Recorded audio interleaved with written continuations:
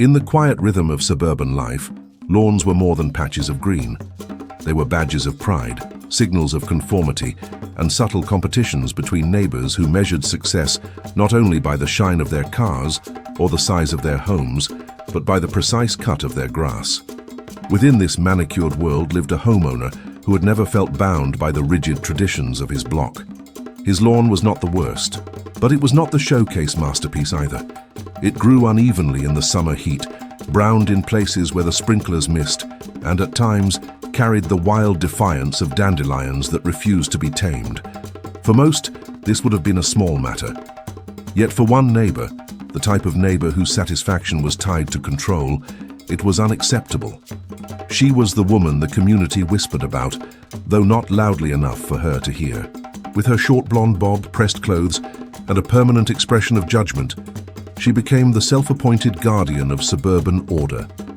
She was, to put it simply, the kind of person who noticed everything and tolerated nothing outside of her vision of perfection. Her eyes had fixated on the lawn. It wasn't just that the grass wasn't cut to her preferred length, or that it lacked the crisp lines from professional edging. It was, in her mind, an offense to the neighborhood's image. She framed it as a disruption, as though an imperfect lawn was not only an eyesore but an attack against the standards of the entire block. And so, she began her campaign. Subtle at first, but relentless as it grew. At first, there were passive-aggressive comments tossed during chance encounters by the mailbox. Soon came the printed HOA regulations left tucked under the doormat, sections highlighted in neon yellow. And finally, the official letters, formal notices stamped with the authority of the Homeowners Association, citing violations, warnings, and veiled threats of fines. Each carried the same message: cut the grass or face the consequences. The homeowner read these notices with a kind of calm defiance. He had no interest in bowing to demands rooted in pettiness. To him, grass was just grass. It was not a symbol, nor a performance of worth. And if the HOA, pushed by Karen's endless complaints, insisted on policing it, then perhaps it was time to imagine something different, something bigger than the endless cycle of mowing, watering, and fertilizing that consumed so much of suburban life. The idea started small. What if the grass wasn't there at all? What if the patch of green that everyone obsessed over became something no one could dictate? That thought grew, much like the grass Karen hated, and it began to take shape. He didn't need to conform, he could transform. The vision formed slowly, drawn from memories of old cobblestone streets and vibrant courtyards, from mosaic artwork seen on travels, from the idea that a front yard could be more than just grass. It could be art. It could be stone, carefully laid, intricate, colorful, permanent, and undeniably different.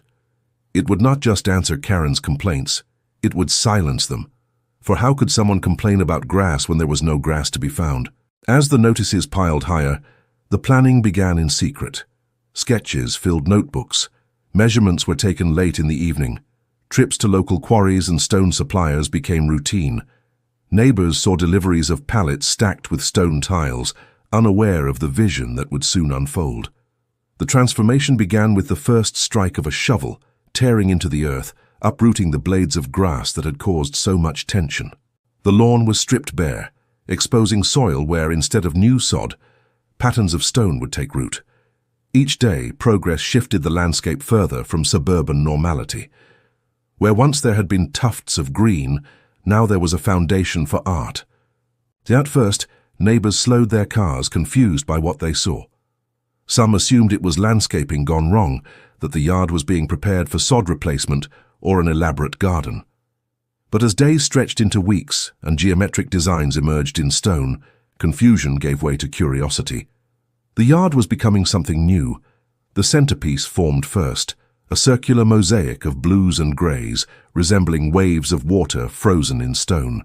From there, patterns extended outward, spirals, sunbursts, and carefully cut designs that wove together into a tapestry across the ground. Each stone was placed deliberately, not rushed, so that the yard began to resemble a canvas rather than a lawn. It was work that required patience, but it was also work that carried a quiet satisfaction. Every hour spent laying stone was an hour spent moving further from the narrow standards Karen had tried to impose. It was no longer about compliance or defiance alone. It was about creating something beautiful, lasting and undeniably unique. Karen, of course, noticed. She watched from her porch, her eyes narrowing each time progress was made. She muttered to anyone who would listen that the yard was becoming an atrocity, that it would ruin property values, that it was unnatural and unacceptable. But for every complaint she voiced, more neighbors leaned in with interest. Where she saw rebellion, others began to see art. And so the project grew not only in size but in significance. The HOA continued to send letters, though the wording grew more confused. After all, the regulations spoke of grass height, lawn maintenance, and weed control. They did not speak of stone mosaics. They had no language for what was unfolding in front of them, and no rules that could stop it. The homeowner understood this better than anyone. Karen had played her hand, forcing rules into a weapon, but he had found the loophole. By removing the grass altogether, he had taken away her ammunition. And in its place, he built something undeniable, a lawn that no mower could touch, no complaint could fix, and no HOA could neatly categorize. The lawn had become a statement. It was no longer just a yard. It was a declaration of independence from pettiness, from conformity, from the endless cycle of suburban competition. And as the final stones were placed, forming a border of contrasting colors around the edge of the property, it was clear that this was only the beginning. For while Karen believed she had forced compliance, what she had truly done was awaken creativity. She had tried to enforce her vision of the neighborhood, and instead she had set in motion the creation of something bigger, brighter, and more powerful than she could have ever anticipated. The yard was finished, but the story was only beginning. For beauty, once planted, spreads. And what had begun as one man's answer to a complaint was about to ripple outward, transforming not only the yard, but the entire neighborhood. The grass was gone, and in its place was the beginning of something unusual, something that shifted the entire energy of the yard. When the neighbors drove by, they slowed down to look. When people walked their dogs along the sidewalk, they paused, pretending to adjust leashes while secretly staring. It was no longer just a lawn. It was becoming a canvas, a statement, and to some, a provocation. The homeowner knew what had been started could not be undone lightly. Pulling up grass and rolling out stones was irreversible. Once the first section of earth had been covered, the rest of the yard felt impatient, demanding completion. The empty patches of dirt looked awkward against the carefully arranged stone. That imbalance was intolerable. If this was to be done, it would have to be done completely. And so, with sore arms and aching knees, the work continued. Each morning began with heavy lifting, scraping, and layering. Bags of stone were dragged into place, tipped over, and spread out with careful intention. Not a random scattering, not a mindless covering, but an artful placement where shapes, colors, and edges formed deliberate patterns. There was geometry in it, spirals, arcs, and sharp lines that gave rhythm to the surface. Where once there had been grass, now there was movement frozen in stone. But word of the project traveled quickly. The neighborhood was one of those places where news didn't need a phone call or an email to spread. The subdivision was a chain of watchful eyes, each house reflecting the habits of the one across from it. Every strange car that parked, every hedge that grew too tall, every flag hung in a window, nothing escaped notice. And now, nothing distracted more than the growing mosaic in the middle of an otherwise uniform row of green lawns. By the time the second week of work was underway, the HOA board had already been notified. The first letter arrived folded neatly into the mailbox. The message was stern, yet predictable. The yard was not in compliance. Landscaping guidelines required natural grass covering at least 70% of visible ground area. The stones, the letter said, must be removed within 14 days, or fines would begin to accumulate. For many homeowners, that would have been enough. The fear of financial penalty, the weight of disapproval from the board, the disapproving glances from neighbors, it would have broken most. But for this homeowner, the letter only clarified the stakes. The lawn was never going to return to grass. It had already gone too far. To give up now would not only mean replanting sod, but also surrendering to a system that thrived on conformity. And so the letter was placed on the counter, ignored like an unopened bill. Instead of slowing down, the work accelerated. More stones were purchased, heavier bags brought in. The designs expanded beyond what had been planned. What started as a single square of pattern now stretched across the entire front yard.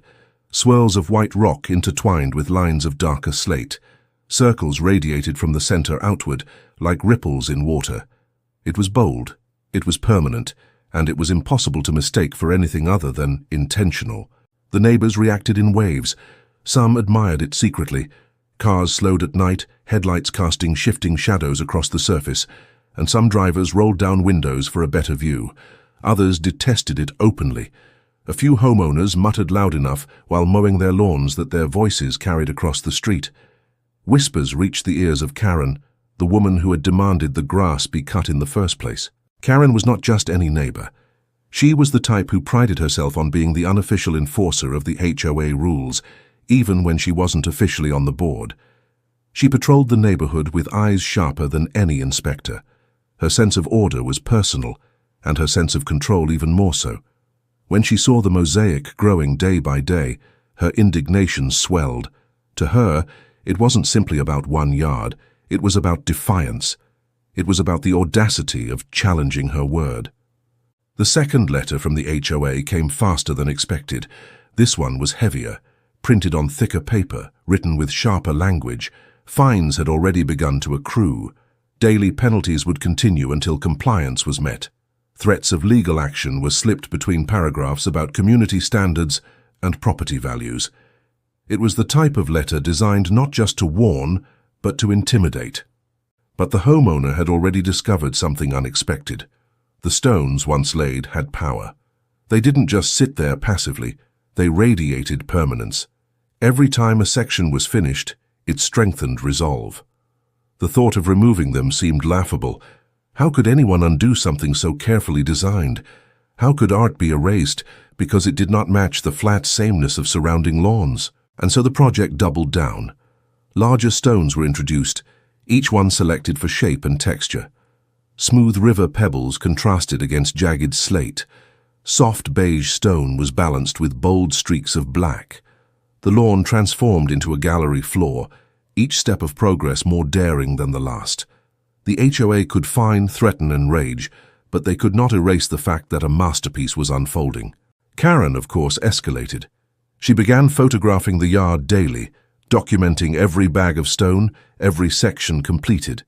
She sent these photos to the board, to other neighbors, even tried to shame the homeowner in local online groups.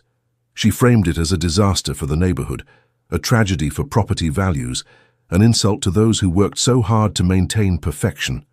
But the photos, instead of drawing sympathy, began to spark curiosity. People who had never cared about one yard or another now wanted to see for themselves. Visitors began arriving. Strangers from nearby streets came walking past, slowing down to look. Some even stopped to take photos. What Karen intended as evidence of disgrace became free publicity. The yard, once ordinary, now carried gravity. It was no longer just a dispute over grass, it was becoming a landmark. But with every landmark comes conflict. The HOA board scheduled a formal hearing. The letter for it arrived stamped with urgency. The homeowner was summoned to appear before the board in 2 weeks. By then, the fines would already have piled high, and the board would decide whether to pursue legal enforcement. The message was clear: comply or be crushed. Yet standing in the middle of the nearly completed mosaic, the homeowner realized something had shifted.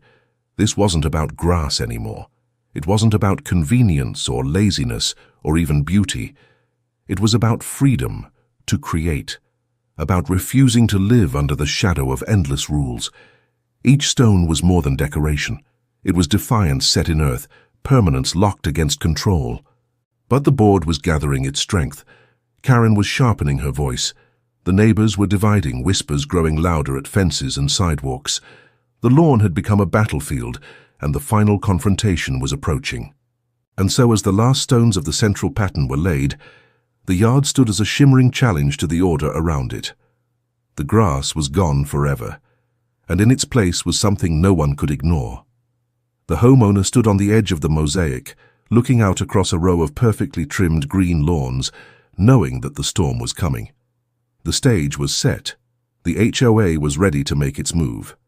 Karen was determined to win, but the stones were already in the ground, immovable and undeniable. The fight for the yard, and perhaps even for the right to live differently in a place ruled by sameness, was only just beginning. The mosaic was finished by the time the summons date arrived.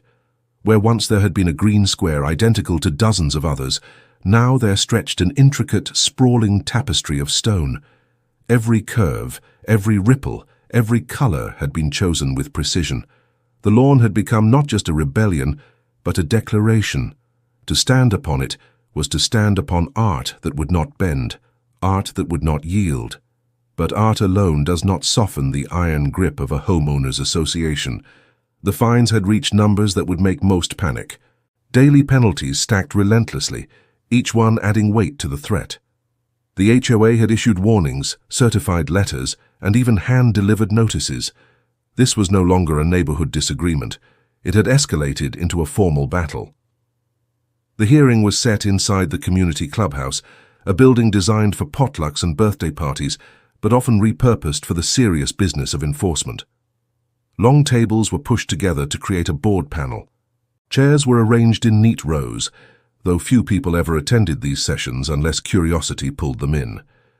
That day, however, the room was nearly full. Word of the stone yard had spread beyond the block, reaching every corner of the subdivision. People wanted to see what would happen. At the head of the room sat the board members, 5 of them, each with papers stacked in front of them, each with an air of authority they wore like armor. They leaned forward, prepared to lay out violations, cite regulations, and flex the rules designed to keep uniformity intact. Beside them, Karen occupied a seat of influence, her arms folded tightly, her glare fixed forward like a soldier ready for victory. She wasn't officially on the board, but her presence made it clear she had been the one feeding them evidence all along. The homeowner stood before them, quiet but unshaken. Behind, whispers filled the air as neighbors shuffled, curious to hear every detail. Some had come to support, others to condemn, but all wanted spectacle. The HOA rarely had moments of drama, and this had turned into the biggest story of the year. The board read through its list of grievances. The yard, they declared, was in direct violation of Section 12, Paragraph 3. Grass must cover 70% of the visible property front. Decorative landscaping could not replace turf. Stones, especially in such volume, were prohibited. They cited the fines, now reaching into the thousands. They warned of liens, legal action, and potential foreclosure if the homeowner refused compliance. The weight of their words filled the room, but outside the clubhouse walls, something larger was already happening. The mosaic had gained notoriety beyond the neighborhood.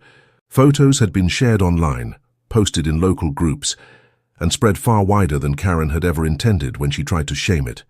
What she meant to destroy had instead become admired. The lawn was no longer just one person's project. It was a piece of community gossip, even a tourist stop for some. Cars drove by, slowing to capture glimpses with cameras. Children pointed excitedly. It had already become bigger than the rules that sought to erase it. Inside the room, the homeowner presented the only defense that mattered, not in words but in reality. No denial, no apologies, only the fact that the lawn existed exactly as it was. The fines could threaten, the board could scold, but the stones were there, unmovable. The mosaic was its own defense, a silent argument too large to ignore. As the hearing dragged on, it became clear that the board was not united. Some members were visibly uncomfortable. Their words stumbled when they tried to condemn the yard. 1 or 2 even admitted admiration, though carefully, as if ashamed. They knew the rules, but they also knew what they had seen outside was not disorder. It was beauty. It was intentional. And it was drawing attention to the neighborhood in a way no manicured grass ever had. Karen, however, would not relent. She raised her voice, reminded them of the dangers of non-compliance. She painted images of neighbors ripping up lawns in chaos, of property values collapsing, of a neighborhood slipping into ruin if this one act of defiance went unpunished. To her, the stones were not art. They were anarchy, and anarchy had to be crushed. But the louder she spoke, the more the crowd behind her stirred. Neighbors whispered, some rolling their eyes, some shaking their heads. Others murmured their support for the homeowner. It was no longer a simple matter of rules. It was a matter of community spirit. What did they want their neighborhood to be? Rows of identical lawns, or a place where creativity could exist? When the board returned, their faces revealed the conflict. They had reached a decision, though not one that would satisfy everyone. The fines would stand, they declared, but they would not yet be enforced. The homeowner was granted temporary allowance to keep the stones in place until a broader vote could be held. The entire community would have the chance to decide if the rules should change. It was, in essence, a stalemate, a recognition that the yard had grown larger than the board's authority. The room erupted in mixed reactions. Some clapped, others groaned. Karen's face turned pale with fury. She had expected victory, not compromise. But the compromise was more than survival. It was a foothold. The mosaic was safe, at least for now, and the decision would rest not with a handful of board members, but with the entire neighborhood. The weeks that followed were unlike any the subdivision had seen. Flyers were distributed, campaigns launched, conversations dominated sidewalks and porches. The stone mosaic became the defining issue of the season. Supporters called it art, innovation, even liberation from endless mowing. Opponents called it reckless, disruptive, a threat to the uniformity that defined the neighborhood. And yet, as days passed, something undeniable happened. More and more people visited the yard. Children played along its paths. Families posed for photos. Cars stopped to admire it.